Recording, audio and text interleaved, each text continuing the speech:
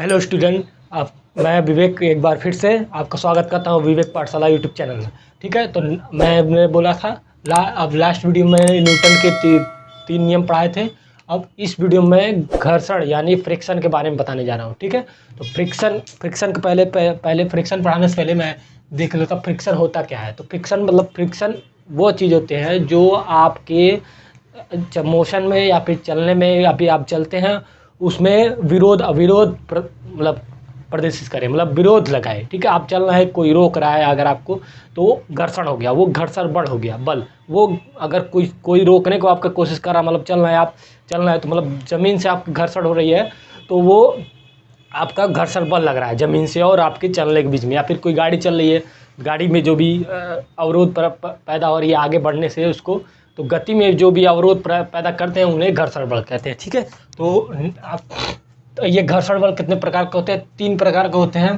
पहला स्थैतिक यानी स्टैटिस्टिकल फ्रिक्शन।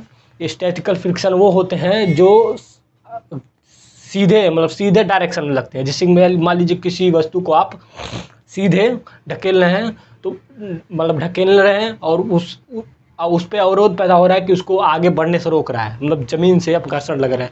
ठीक है, तो वो स्टैटिकल आपकी स्थैतिक घर्षण बल हो गया। ठीक है, जो मैंने फिगर में दिखाया है, आप फिगर में देख सकते हैं। ठीक है, दूसरा हमारे पास है सर्पी घर्षण बल। ठीक है, तो ये हो गया स्लाइडिंग फोर्स। स्लाइडिंग मतलब स्लाइडिंग मतलब ऐसे जैसे किसी भी वस्तु को आप स्लाइड करते हैं, जैसे ऊपर से नीचे लिफ्ट हो गया। या फिर आप बचपन में, जैसे मैंने फिगर में दिखाया है कि बचपन में जो वो वाला सरकने वाला पार्कोर में लगा रहता है, ऐसे सरकते हैं आप नीचे आ जाते हैं, सीधे नीचे आ जाते हैं, तो वो स्लाइडिंग हो गई, स्लाइडिंग फोर्स लग रही है, तो वो घर्षण बल कम होती है। इससे ये कम होती है। इसलिए जो है आप अचानक से आप सीधे रहेंगे तो आप सीधे सरक जाएंगे क्या? नहीं, कभी भी आप आगे से सरक नहीं सकते, आप बैठे रहेंगे। लेकिन उस पर क्या होता है, आप ऐसे बैठे रहते हैं और सरक के सीधे नीचे आते हैं। ठीक है, तो ये हो गया सर्पी बल। अब सर्पी घर्षण बल, फिर इसको स्लाइडिंग फ्रिक्शन बोलते हैं। और नेक्स्ट तीसरा हमारे पास लोटनिक घर्षण बल।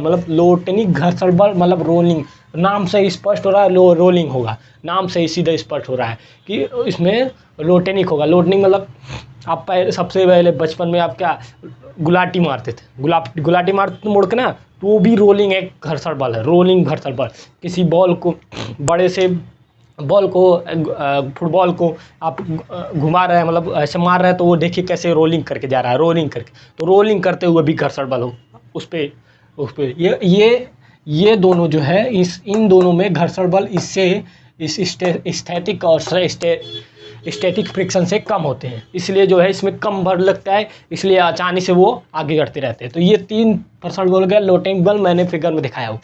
ठीक है, देख लीजिए। अब उसके बाद नेक्स्ट आपके पास आ गया, नेक्स्ट घर्षण बल 3 प्रकार के होते हैं। ये गति और में पैदा करते हैं, उसे घर्षण बल कहते हैं। अब नेक्स्ट हमारे पास है अभिकेंद्रिक बल। मतलब अभिकेंद्रिक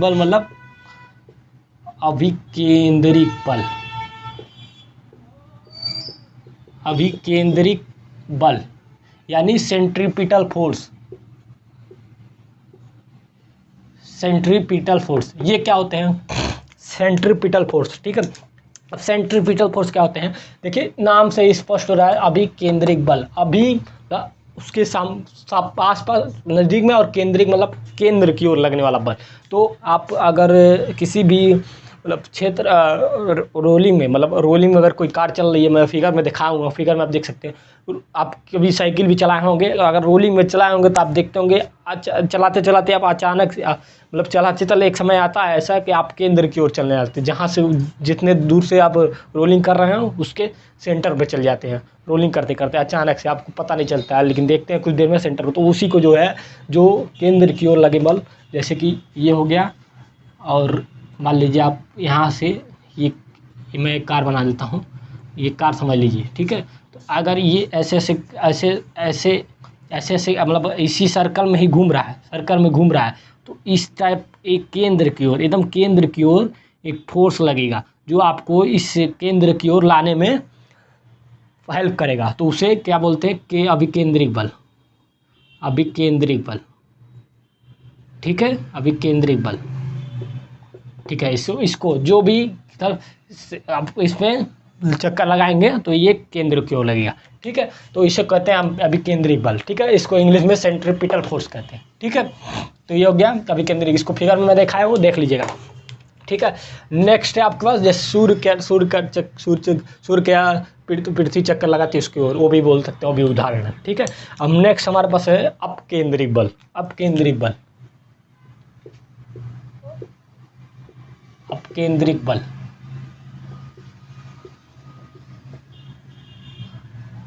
अपकेंद्रिक बल centrifugal force, centripetal centrifugal force. ठीक है, अब देखिए अभी बोला मैंने अभी केंद्रिक बल मतलब अभी उसके आसपास, अब बोल रहा है अब केंद्रिक बल उसके बाहर, तो ठीक उसी वही होगा, वही फोर्स उसी में होगा, उसी सेंटर वाले उसी गोलाई में होगा। तो उसमें क्या होगा, आप फिर से गोला लगाएंगे, इसको सेंट्रीफ्यूगल फोर्स को भी मैंने फिगर में दिखाया, आप देख लीजिएगा इसमें। और उसके बाद जो है यहाँ से फिर से वो कार बनाते हैं हम। ठीक है, और इसमें आप किसी को आप समझ लीजिए आप बैठे। ठीक है, तो जो इस सर्कल में चल रही है, लगातार सर्कल में चल रही है, ये केंद्र है, ये केंद्र है। ठीक है, और यहाँ से कुछ रेडियस पे है ये। ठीक है, आर रेडियस में मान लें। तो अभी मैंने बताया जो अभी केंद्रिक बल सेंटर की ओर लगेगा, अब केंद्रिक बल जो उसके बाहर की ओर लगेगा, सर्कल के बाहर भी लगेगा, जो उस तरफ आपको लेने जाते हैं। जैसे आप साइकिल का एग्जाम्पल लें, साइकिल में राउंड लगा रहे हैं, तो साइकिल में अगर राउंड लगा रहे हैं, ठीक है, तो साइकिल में राउंड लगाएं तो आप देखते होंगे चलाते चलाते कभी कभी उस साइड भी जाते हैं, उससे सर्कल के बाहर भी चले जाते हैं। सर्कल के बाहर कौन ले जा रहा है, वो सेंट्रीफ्यूगल फोर्स ले जा रहा है, अब केंद्रिक बल ले जा रही है उस पर। ठीक है, उस साइड ले जा रही है, उस सर्कल के बाहर, तो अब केंद्रिक बल हो जाएंगे वो। तो अब ठीक है, अब ये हो गया आपका, अब केंद्रिक बल हो गया। अब मथानी उथानी दूध जैसे ऐसे मक्खन बनाते हैं, वो भी हो गया। ठीक, वो भी इसका फोर्स। अब नेक्स्ट हमारे पास आ रहा है आपका, नेक्स्ट आ रही है बल आघूर्ण मतलब मोमेंट फोर्स। बल आघूर्ण,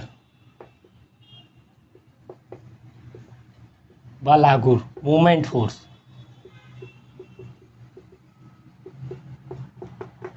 मोमेंट फोर्स। ठीक है, मोमेंट फोर्स। अब मोमेंट ऑफ फोर्स, तो ये बल आघूर्ण क्या है। अब बल आघूर्ण क्या है, देखिए बल आघूर्ण को मैंने फिगर में भी दिखाया, वो भी देख लीजिएगा, आप जरूर से देख लीजिएगा। अब बल आघूर्ण क्या हो रहा है, तो अक्ष में जैसे कि आप मैं एग्जाम्पल ले रहा हूँ, आप दरवाज़ा खोलते हैं, ठीक है, या फिर आप जैसे ये नट मांग लीजिए, नट है, ठीक है, नट है, नट है, और इसमें पिलास लगा हुआ है, पिलास से मैंने दिखाया हुआ है, पिलास मैं ऐसे बना दे रहा हूँ, ऐसे पिलास लगी हुई, ऐसे पिलास लगी हुई। अब देखिए इसमें आप फोर्स इस साइड लगा रहे हैं और इसकी डिस्टेंस कुछ है, ये डिस्टेंस कुछ है। ठीक है, ये नट है और इसमें पिलास लगा हुआ, पिलास। आप उसके बाद देखिए इस आप फोर्स, ये फोर्स है, फोर्स इस साइड लगाते हैं और नट किस तरफ घूमती है, इस तरफ घूमती है। ठीक है, फोर्स इस तरफ लगाते हैं, नट अगर फोर्स इस तरफ लगाएंगे तो नट कैसे घूमेगी, ऐसे घूमेगी। ठीक है, ये हो गया एक एग्जाम्पल। आप ये भी एग्जाम्पल लिख लीजिए। अब घर का आप दरवाज़ा खोलते होंगे तो दरवाजे में फोर्स लगाते हैं, दरवाजे में अगर फोर्स लगाते हैं तो फोर्स इस साइड लगाएंगे, ये वाला हिस्सा इस साइड आता है। ठीक है, तो मोमेंट हो जाएगा, बल आघूर्ण हो रहा है तो वो मोमेंट हो गया। तो परपेंडिकुलर होता है, देखिए जो घूमती है और जो आप फोर्स लगाते हैं, ये दोनों अपन परपेंडिकुलर होने चाहिए, तभी वो होगी। वो परपेंडिकुलर होना जरूरी है, मतलब 90 डिग्री होना चाहिए, 90 डिग्री पे।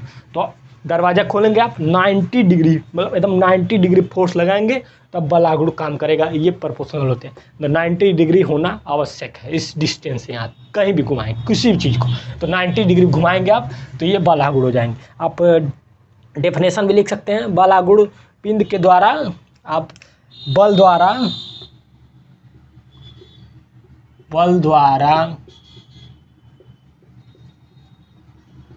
पिंड को एक अक्ष के परितः, पिंड को एक अक्ष के परितः,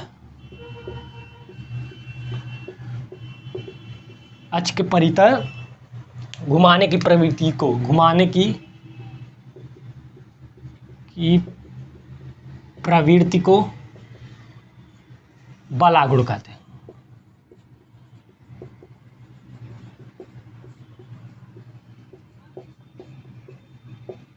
ठीक है। तो घुमाने की प्रवृत्ति को आप बल आघूर्ण कहते हैं। आप उसका भी डिफिनेशन लिख सकते हैं जैसे बनाया अभिकेंद्रिक के सामने, ठीक है। इसको अभी मैंने दिखाया। बल आघूर्ण मात्रक आप कैसे निकालेंगे, ठीक है। बल आघूर्ण मतलब बल आघूर्ण क्या मात्रक, तो देखिए अभी बल लगा रहे थे आप दूर, कुछ दूरी पे वस्तु है यहाँ पे, अब बल इस तरफ लगा रहे हैं, तो बल का मात्रक क्या होता है, न्यूटन होता है। और दूरी का मात्रक न्यूटन, और दूरी का मात्रक मीटर होता है, मैंने मीटर पढ़ाया हुआ है। तो क्या हो जाएगा, ऐसा यूनिट दूरी मात्रक न्यूटन मीटर, ठीक है। बल का मात्रक न्यूटन हो जाएगा। तो मैं यहाँ लिख देता हूँ सीधे, ठीक है। मात्रक एसआई पद्धति में बल गुणे परपेंडिकुलर डिस्टेंस है, मैं लिख देता हूँ लंबवत दूरी, ठीक है। तो इसका मात्रक न्यूटन और इसका मीटर, तो न्यूटन मीटर, ठीक है। इसका मात्रक न्यूटन मीटर, ठीक है। तो ये हो गया बल आघूर्ण। तो thank you for watching this video. Please like share subscribe. Next video में फिर मिलते हैं।